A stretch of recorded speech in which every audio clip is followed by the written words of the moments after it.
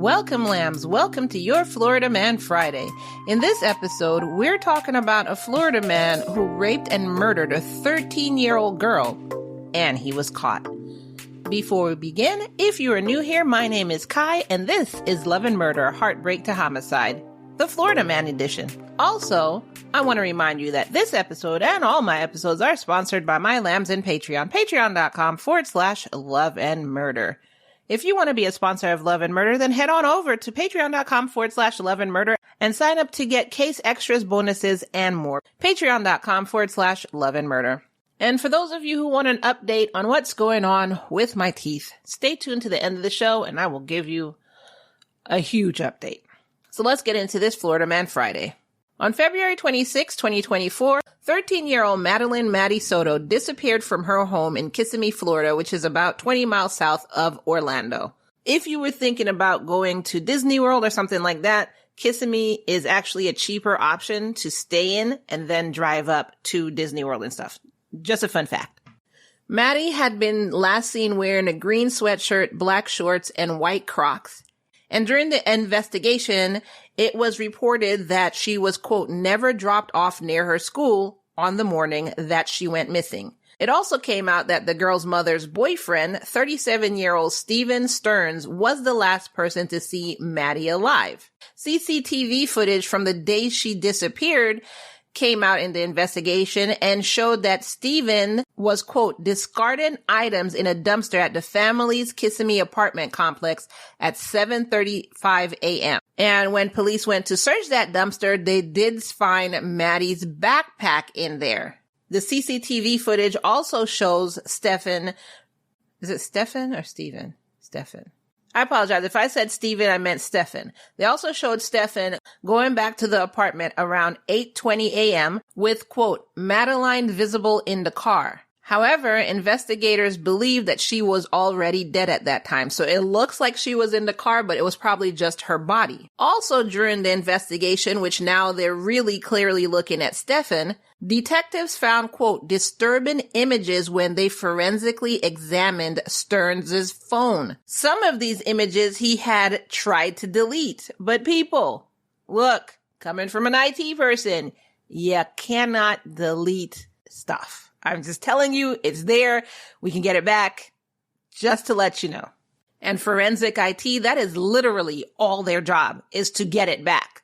That's literally their job. So how about just not doing it and thinking you're smarter than a fifth grader and can get away with it?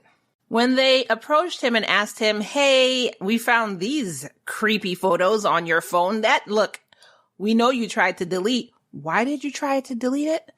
He said, oh, my bad. Ugh, you know what happened?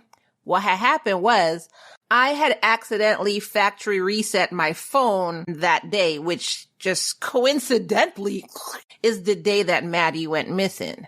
Now, anybody who has a phone knows how many steps it takes to factory reset your phone. So what were you doing? Saying, oops, oh, my bad. Oops. Oops. And then finally, when it says, are you sure? Oops. I accidentally factory reset my phone. Or you even have a code to type in. So you were like, pound, oops, 357, oops, 862, oops, 215, oops, star, oops, I accidentally factory. How stupid do you think people are? Now, I don't know. I don't have every phone in the history of phones. So maybe there's a phone where it literally has a button right there on the home screen. So instead of hitting call, you hit factory reset. And instead of asking you, are you sure? It just goes into a factory reset. I don't know. If you have that kind of phone, please let me know in the comments below. And I'm going to look at you like you're crazy, but still, I could be wrong. So because of those images police found, they went ahead and arrested Stefan. Now, the images were of a juvenile. It didn't actually, on the arrest affidavit, it didn't actually say Madeline or Maddie, but what it said, the images depicted, quote, the missing juvenile. So, put 8 and 5 together. It sounds like it was pictures of Maddie. Further investigation into his phone that he tried to factory reset, but, forensics brought all the images back up, found more images showing, quote, criminal acts with the juvenile, which led to even more charges on Stefan. And while they're doing this, they determined that all of these crimes were committed at Maddie's home. And so they questioned Stefan about it. But before they could even ask one question, Stefan said, "I want an attorney." And they were like, "Fine, you could have an attorney. Tell the attorney come in. Tell him to wear a cape. Also, put these bracelets on." So at the time of his arrest, he faced 8 counts of sexual battery on a child under 12, 5 counts of sexual battery with a child 12 to 18, familial custodial authority, 7 counts of lewd or lascivious molestation, and 40 counts of unlawful possession of materials depicting sexual performance by a child, 10 or more images. That sounds completely wow. How many counts? 40 counts. Wow, that's crazy. And this happened as far back as 2019, with several of them having taken place when she was under 12. So they arrested him for this, but they still hadn't charged him for Madeline or anything like that. So they're still investigating where in the world is Maddie. So investigators believe that she was killed in Kissimmee, and then Stefan moved her body in February 26 early in the morning. Quote, "Stefan Stearns had an opportunity tonight to come clean with detectives and help lead them to information about Maddie's disappearance. Her loved ones deserved answers, and OCSO and the Kissimmee police will not stop until we find Maddie." So like I said, Stefan had been arrested.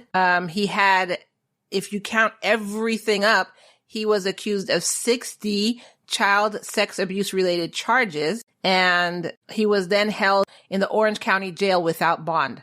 By March 1st, investigators finally found Maddie's body in a wooded area off of Hickory Tree Road, which is in an area southeast of Orlando as well, but it wasn't in Kissimmee.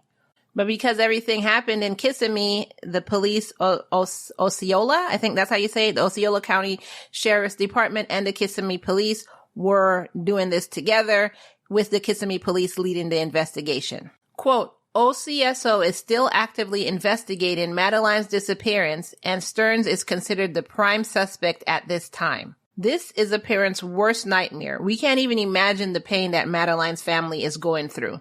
So in the meantime, Stefan was slated to be arraigned on new charges and seen before Judge Keith Karsten.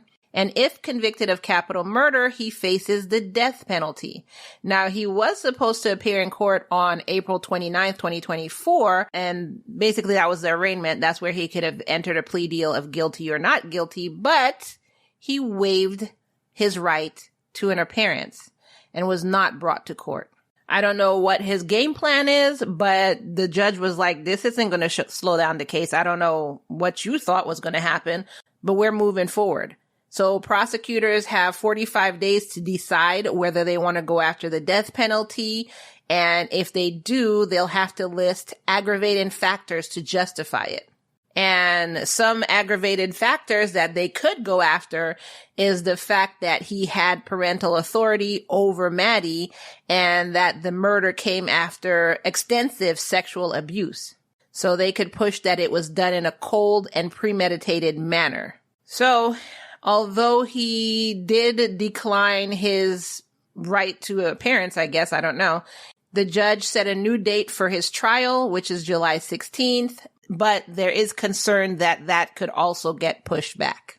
And that is your Florida Man Friday. A sick 37-year-old Stefan Stearns who murdered, allegedly, this whole thing is alleged because the case is still going on. So allegedly murdered and raped and sexually assaulted and any other word that you can think of, 13-year-old Madeline Soto since 2019, well before she was 13. What do you think of this episode? I just don't understand, people. You were living in a house with your girlfriend. I don't even know. I don't even know what to say because I don't want this to permeate into my psyche. I can't think about this right now. I just can't think about this. Anyways, let's I feel bad for the family. Obviously, I feel really horrible for the mother. I feel, I can't, I'm sure she's beating herself up and blaming herself and finding 25 different ways to blame herself. And now she's in her head, she's playing everything back, seeing signs. I could have stopped this. And, I feel sorry for the family. Unless something else comes out. As of right now, with the facts that I have, I feel sorry for the family. If anything comes out and says that she was complacent in it, that she did know about it, I'm telling you right now that sorrow is going away. I feel sorry for Madeline. The poll question that I have is, since there's no actual evidence linking Stefan to Maddie's death, that's the poll question. Do you think Stefan murdered Maddie, or do you think some unexplainable thing happened to her? So that is the poll question that's going out. You can answer it in our WhatsApp, murderandlove.com/WhatsApp, or you can answer it on Spotify, and that's what I'm going to put out. So the update that you've been waiting for on my mouth, I went to the ER last night. That's why this episode's coming out a little bit late. And that's why it's a really short episode. I had my tooth, the gums around my tooth just the other day, just swole up out of the blue. Called my new dentist, called and called and called. They never called back. Even today, they haven't called back. So I'm on the hunt for another dentist. I am so frustrated with all of this. I'm like, how hard is it to find a competent dentist? Like, seriously, somebody tell me how hard it is to find. So anyways, went to the ER, ended up being put on antibiotics, and yeah, that's where we are today. So hopefully this will be over soon. I can get back on a good schedule with the show. I'm trying to stick to our schedule. I'm trying to do it so that you all know that your episodes are coming out. Please be patient with me, which most of you all have been, and I really appreciate it. I really thank you for that. I have been neglecting my Patreon subscribers. I'm so sorry. I'm so sorry, and I will make it up to y'all. I promise. Just, again, please be patient with me. And that's my update. So thank you for caring.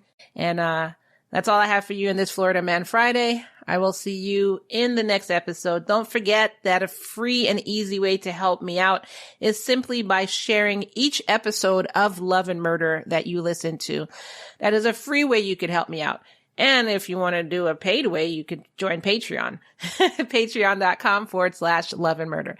But like I said, the free way you can help me out is just simply hit your share icon on whatever platform you're listening to and just share to your social media. You could share to your friends. You could send it to them in WhatsApp or a text message. You could share directly to your regular social media and say, hey, listen to this crazy case. Listen to what this Florida freak did to this child. And let's talk about it together. Something like that. But share with your friends, share with your family, share. And I'll see you in the next episode. Bye.